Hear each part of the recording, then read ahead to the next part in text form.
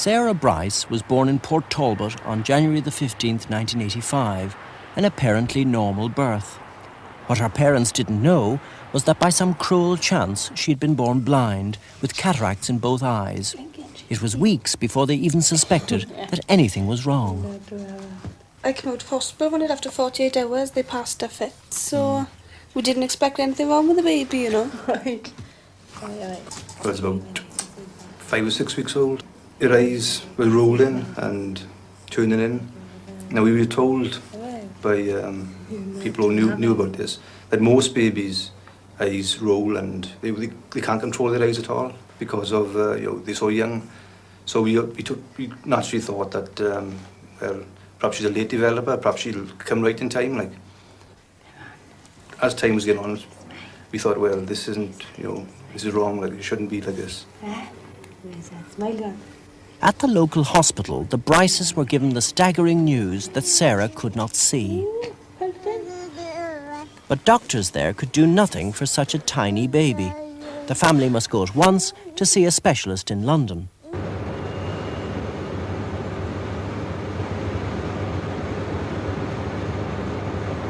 Within a week, the Bryces were on their way to Great Ormond Street Children's Hospital, not knowing what lay ahead for Sarah and bewildered by events. Well, as I said, when we got to London, we didn't know what to expect. Didn't know nothing at all about it. We couldn't sink things in.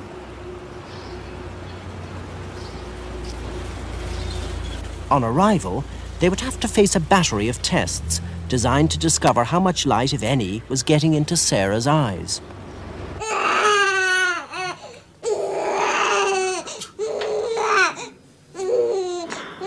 Well, it was hard to stomach, to be honest. It was, although the staff explained to us there's no pain involved. But when she started screaming and you could tell it was uncomfortable for her. Well, you could tell she was in a bit of pain. And it was hard to grip that. It was very hard. I didn't like that at all. We're going to start by having a flashing light so we can test the eyes themselves. And after that, we'll test it with the checkerboard pattern. So just darken the room now. Basically, what's happening is each time the light flashes or the checkerboard moves, there's a very tiny signal that goes from the eye to the back of the brain. And by means of these wires, we can actually pick up the signal at the eye and the back of the brain. And that gives us a good indication as to how the eye nerve is working. Sarah. It's a boring program, isn't it?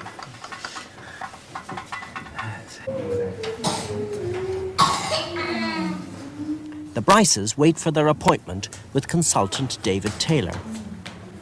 They still don't know precisely what is wrong with their baby, but they do know he is one of the few eye specialists in Britain who can offer any hope to Sarah. Tell me, what was the first thing that you noticed about her eyes? We were sitting down with me and her eye was going in. But when I asked his mother then, she just said that it's normal really, it was wind. Yes. How old was this? 6 weeks. 5 or 6 weeks. 6 weeks. And it just started from there really. And what about the wobbly eyes? Were they there from the beginning? You know how she sort of tends to look round, and you can see her doing that from time to time. When did she start to do that? Was that right from day one, or...? Well, I mean, the first week or two we didn't take much notice that. We never know the children really to compare with, and it could be normal as far as we're concerned. And how much do you think she sees now, and what sort of things does she actually look at? She reacts to light and dark and things like that. Yes, but if you, for instance, have you ever tried smiling at her without making any noise and seeing if you can get her to look at you? Does she respond to that sort of thing? She will, if you just talk to her normally, she'll smile at you. But she doesn't look and smile at you. As focusing directly at you, she'll look at you and she'll wander and she'll... Like she's just looking at you as she's passing.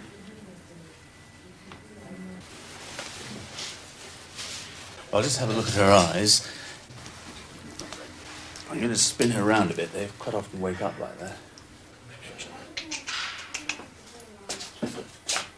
Fast asleep. Come on. There we are. There we go. There. Hey. Hello. Hello. There we go. Now let me give her back to you just for a moment while she's got her eyes nice and wide open. David Taylor confirms she has cataracts in both eyes. He must treat them at once if she is ever going to see. Hey.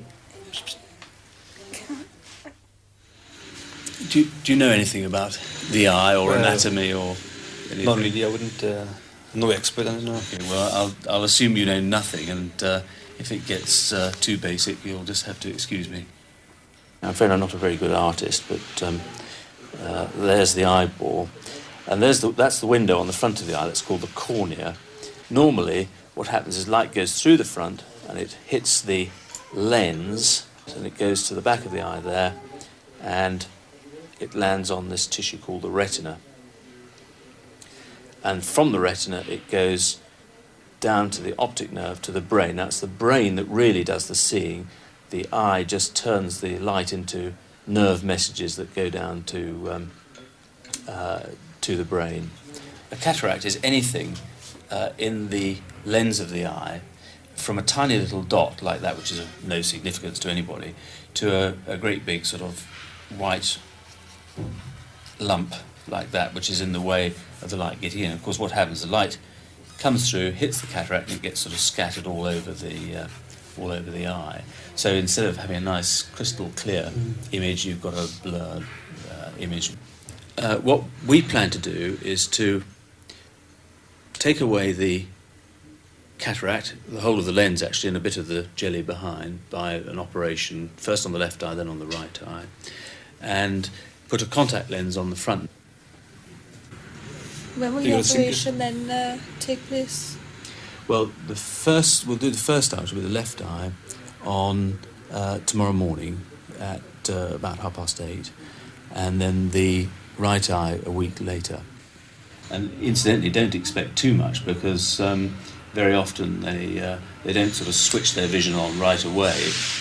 It's just like them being sort of newborn, so to speak. They're born into a world they've never seen before, so you wouldn't expect her to sort of see straight away. Sometimes they do. Sometimes it's really very nice. At this age, it's possible that might happen, but don't expect too much too soon.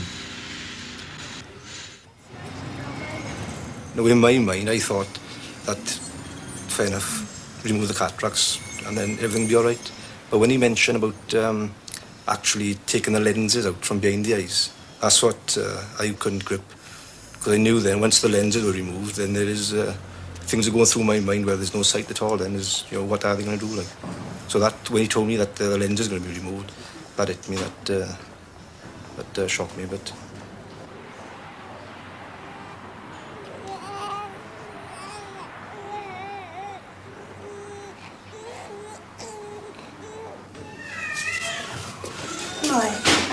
We've got the theatre list just come through, so we're able to tell you that the list starts at 8:30 tomorrow morning, and Sarah's first on the list.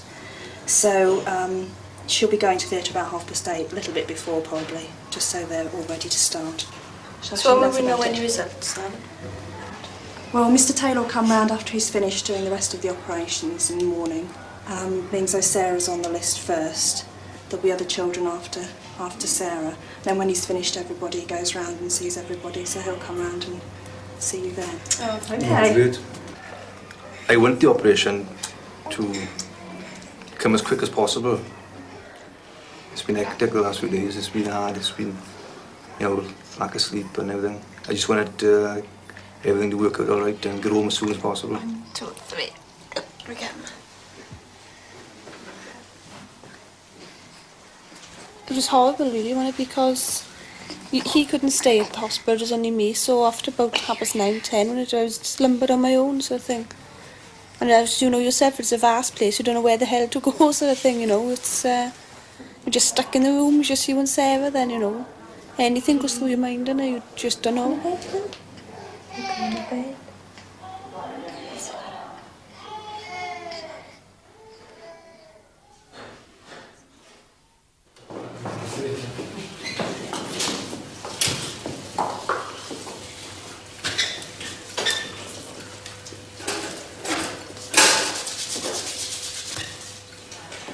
Sarah is one of about 60 babies treated every year by David Taylor.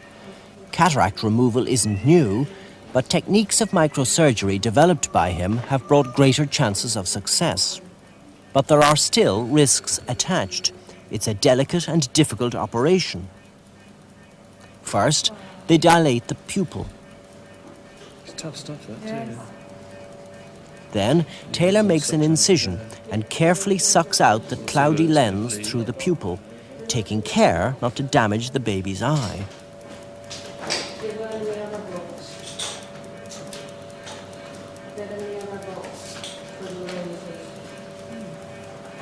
There he goes.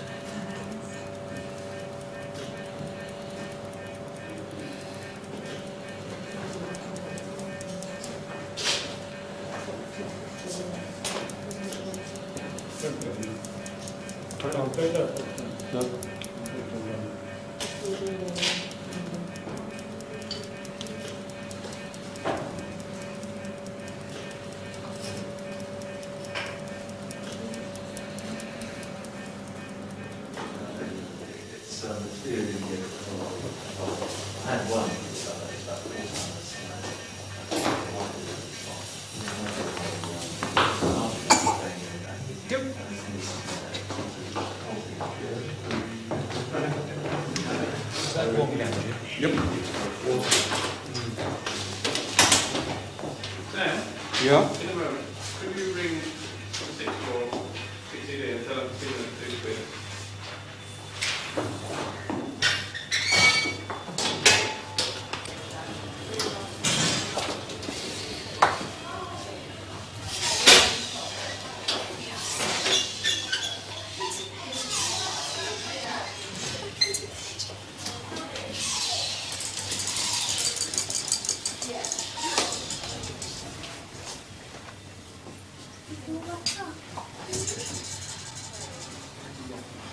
She's just had an injection to take the pain away. Oh, So she'll probably sleep for quite a while. won't be last then. Usually lasts 2-3 hours, but she'll be sleepy still from having the anaesthetic anyway.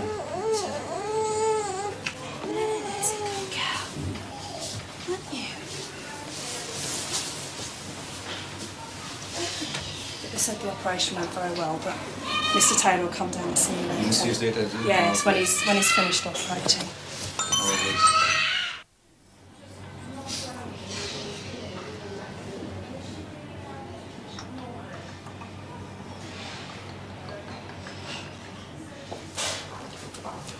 Hello. Well, everything was fine. There's no problems, and well, so far so good, really. Ah, good. We've had a look in the back of the eye, and it looks perfectly okay. So Oh, good. at least we've got a glimpse at it. We'll have a proper look next week, but it looks basically all right. About any scars at all on this figure? No, you won't see anything.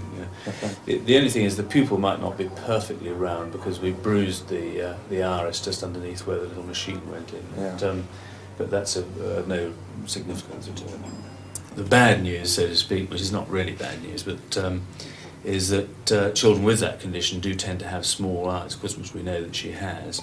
And so we've got to be a little bit more cautious about the sort of vision that she's likely to have in the future. 10 days later, the second cataract has been removed. The Bryces are almost afraid to find out how it has gone. After the operation, she had patches on both eyes, and you're in two minds. You want the patches to come off straight away. You just find out exactly if the operation is a success. And yet on the other hand, you think, oh no, well, leave them on and, you know. Hi, how are you? Good. Shall we take these pads off? I think they're almost off already. Me, Sarah? Okay, let's have a look then. I think she's choosing now to go to sleep. Let's have a look at you, shall we? Oh, she's beginning to open her eyes. Have a look. I'll just turn around a little bit for you. There she is.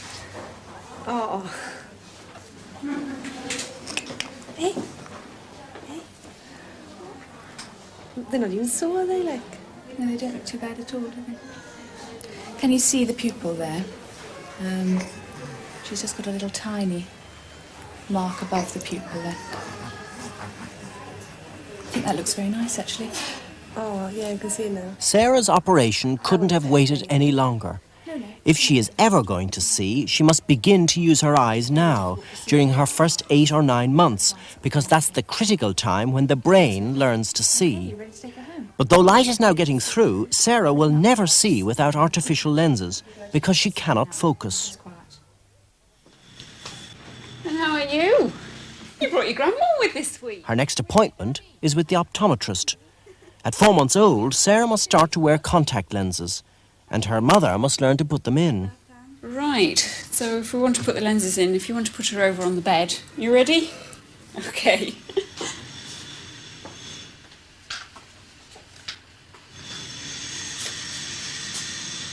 Right, well what I'll do is I'll put one lens in and let you put the other one in.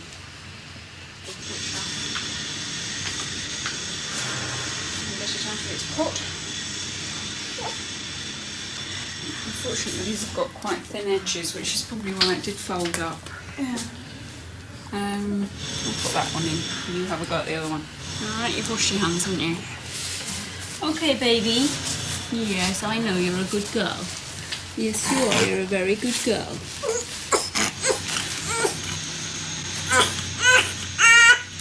Okay, Poppy. It's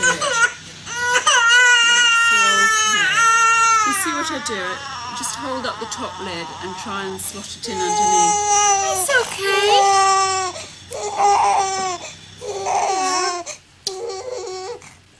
It's what you are. Yeah, good girl. Yes, you are. So get right onto the lashes and pull the top lid up.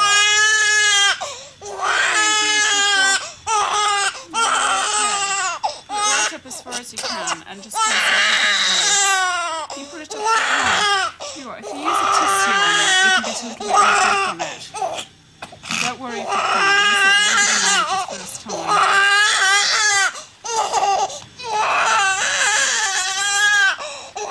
Get right onto the lashes themselves and yank it up. That's it. Who's got a clever mummy? Who's got a clever Okay, beautiful. That wasn't so bad, mummy, was it?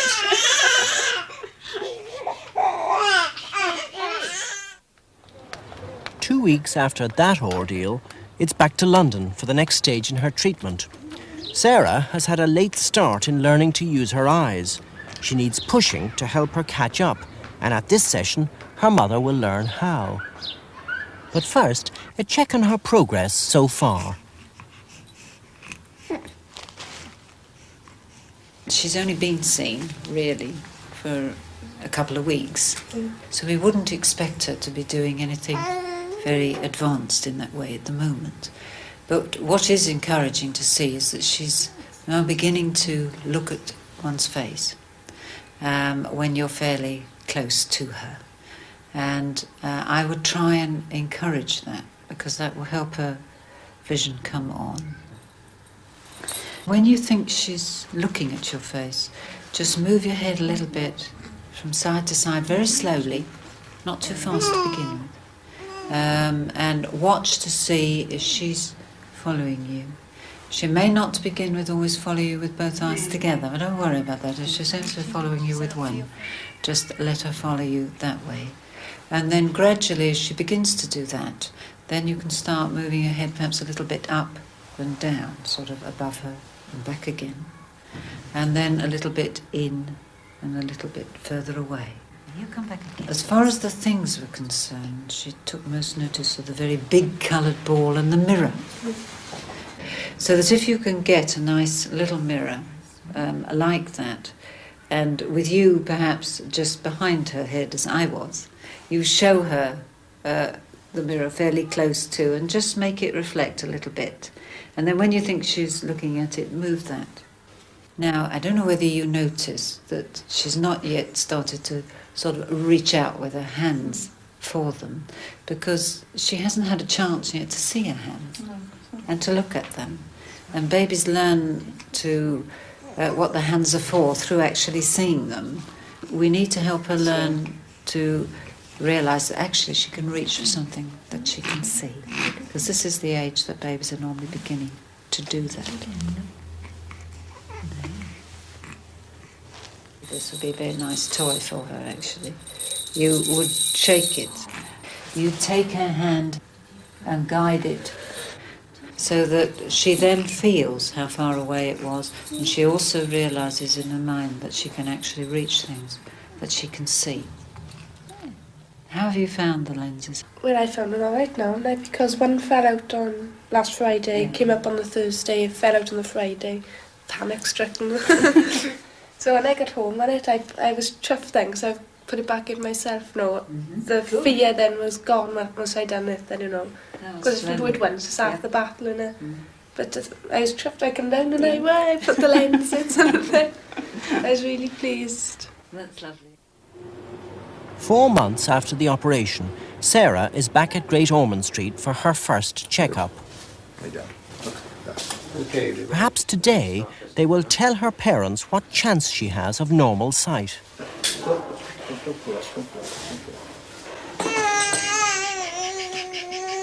Sarah, look, Sarah. Oh.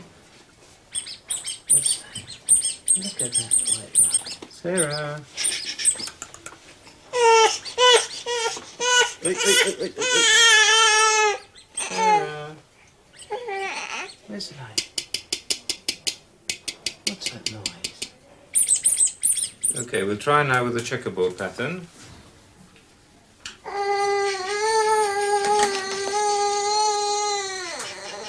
Sarah, look at that.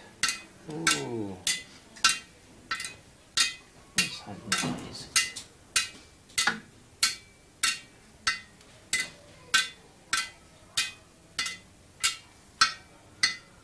An interesting program. Well done. Okay. That's the end of the recording. That was very good.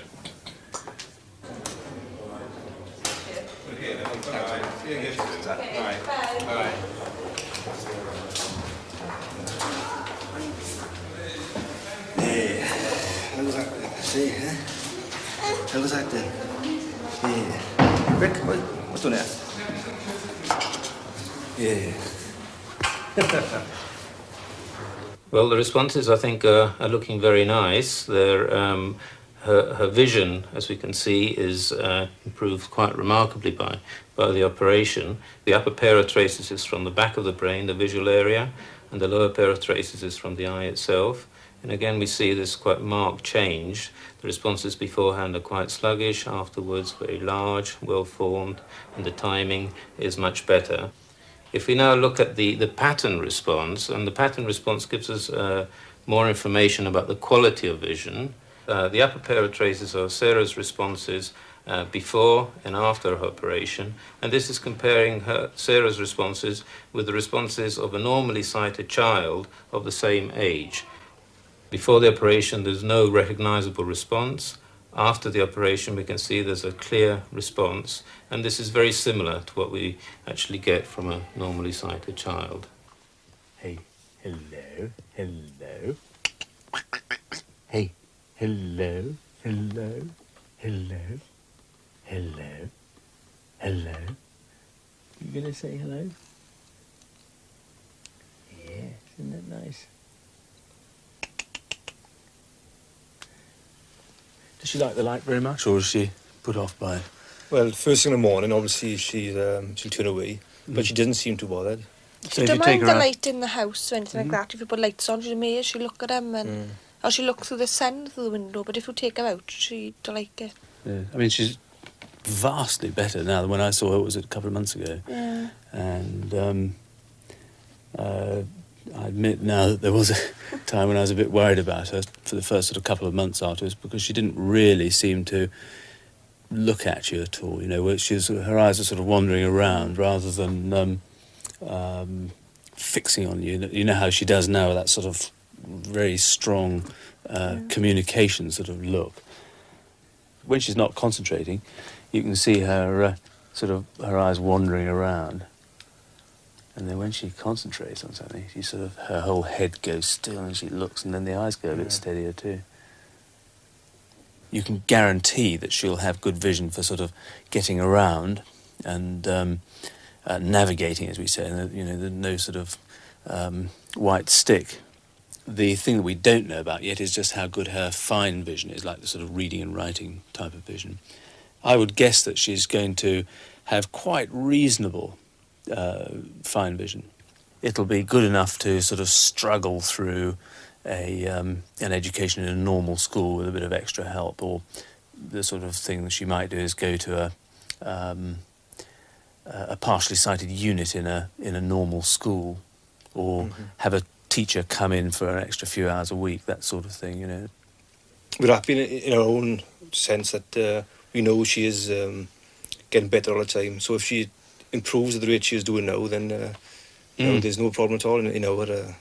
we feel very happy about things at the moment. Yes, yes. You see, if you're having a lot of trouble, it sounds... everything's fine now because she's small and easily sort of manipulated, but at 3, when she's a sort of terrible 2.5-year-old and terrible 3-year-old and really strong-willed, if you're having a lot of difficulty, you've got to have a pair of glasses as a sort of backup. And sometimes the lenses can be just such a hassle that you're better off, she's better off in glasses than continually having to have you pop round to the playgroup to pop the lenses back in, and, you know, it's just more practical.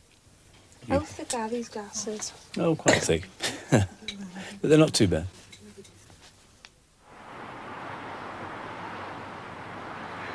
The Bryces return home to Wales, amazed by the change that 4 short months have brought, and happy that their daughter will be able to grow up here like any other little girl. Well, looking at her now, I just don't think there's anything wrong with her, to be honest with you. You know, although we know what she's been through, we know that she's had operations, we know that she got lenses in, but very often you forget, and it's just like a natural, normal baby. It's nothing, you know, it's just amazing. Like, you sitting there and you put a bottle on the arm of the chair. After she finished, you grab it and put it straight back in her mouth, you know. You leave anything about, she's pulling ashtrays over and just pull everything over, you know. You just don't leave anything in her reach no more. Yeah. Oh, there we go. Great stuff. At the present rate of improvement, I'm convinced everything will be all right. But it is a bit early to say yet. When she starts the schooling, whether there'll be a problem there, I can't say yet, and I'm not sure. But at the present moment, I feel everything's going to be all right. I feel very confident, very happy. How about you, Mary? Yeah, I was over the moon anyway because my health visitor came here about a fortnight, 3 weeks ago, and she passed a 6-month checkup. Like a normal baby, so when she's passed that, she can pass anything, can't she? So, I'm very pleased. Yeah.